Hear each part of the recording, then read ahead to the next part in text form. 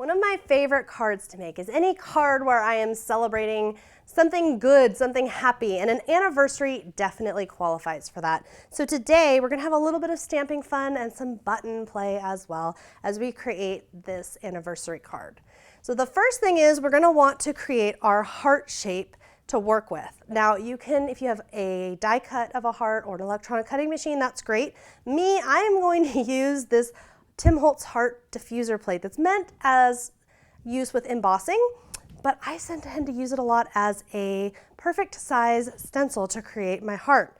Now when I say stencil, what I mean is I'm just gonna draw the outline here and then cut out my heart. And I'm just gonna make sure that that pen line is on the back side of my heart. Then I'm gonna take the beautiful, beautiful wildflower stamps. Now these stamps are funny because they are kind of just like the silhouette of the flowers. So I find that I like them a lot with watercolor. The other thing I like a lot is to do a clear embossing.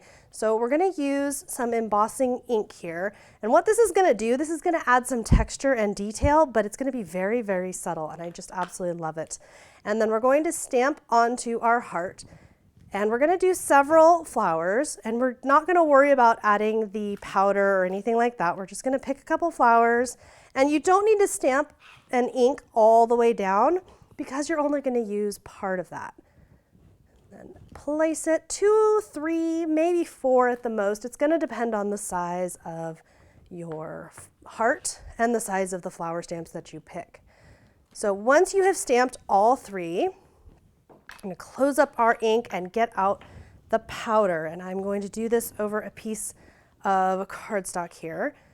Now we could have done this directly onto our background, but the thing about that is it's harder to control where the edges are and get it just right. And I find with these kinds of pieces, if we work in parts, it works a lot better. So if I mess one part up, I haven't messed up my entire card. I can always come back from that. So once we've got that set, we are ready to heat set that powder. Once it gets going really quickly, and you'll know it's done when it's all shiny. And what I love about doing this is you get a watermark effect where the clear embossing powder plus the embossing ink is going to create just slightly darker than your color of paper. And what I love about that is it's giving you such a beautiful, subtle look, and so simple and so easy. So now that we have got that set, I'm just gonna make sure everything's all clear here on my 5x5 square of cardstock. And I'm going to center my heart here. And I'm also going to apply some adhesive to the back and place it down.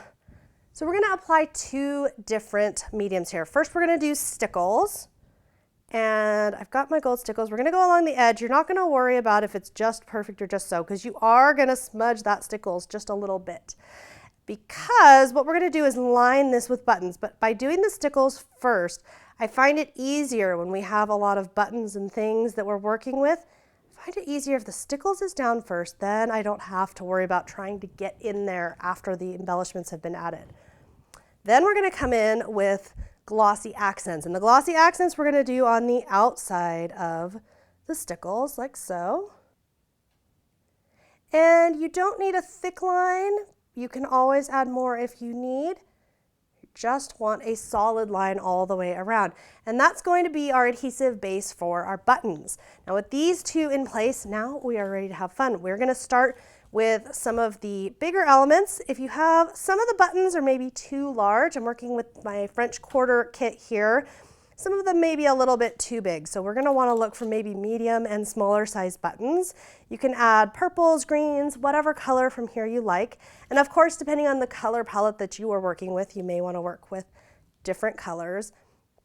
And I'm just going to place buttons most of the way around. If I don't get all the way around, or if I have a couple of gaps, that is fine as well. I'm gonna wanna stick pretty close to the edge, but I'm not gonna worry about if everything precisely lines up.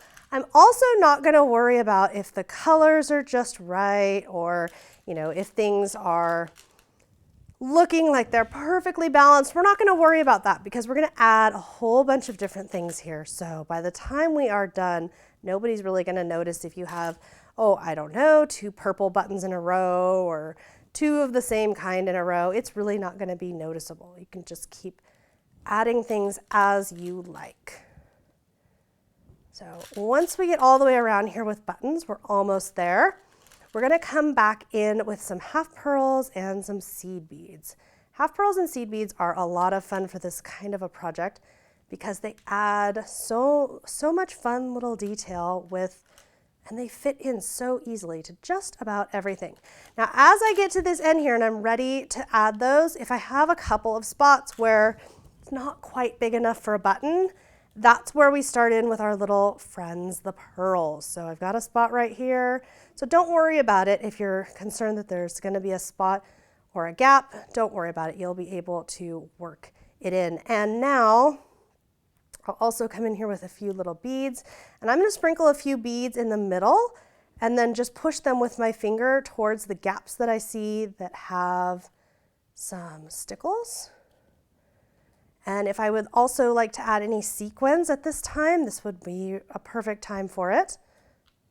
And the other thing that I can do is if I want to add a few pearls or sequins or things on top of any of the buttons. And this is a big reason why I said, don't worry about if it looks just so, or if things are, the color combinations, just go ahead and go for it. Because now what we can do is just add little dollops of glossy accents and top with a little pearl, with a little sequin. We can top a few of our buttons with another layer of dimension. And yes, this is very much a dimensional card, but you know what? For something special like an anniversary, I like to add a lot of detail and have just really have a lot of fun with the making of the card.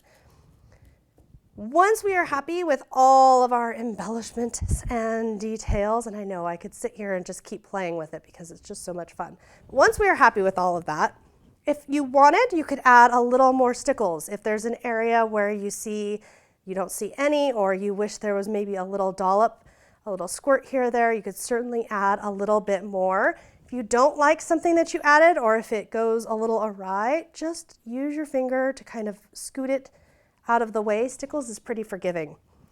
And our final step here, I have some pink paisley stickers. Now these are semi-sheer, so because they are a little bit sheer, what I am going to do is mount it onto a piece of white cardstock. That's optional, but for me, for what I am doing, I feel like it's going to fit just a little bit better. I'm actually going to use 2 stickers here, the more sticker, and then the little row of hearts that goes under it. They're both the exact same size, so I think they'll go really nicely together. And then I will just need to trim this up. And again, I did this because they are clear and because the way I'm going to try to mount them, to try and mount that really flexible sticker onto here, it was not going to work. So what I'm going to do is take a look at this, and it's not so big. If it was longer, for example, here on my love card, because it was longer, I put some foam adhesive under there. I don't feel like this one's going to need it, so I'm just going to put a little glossy accents underneath and place it.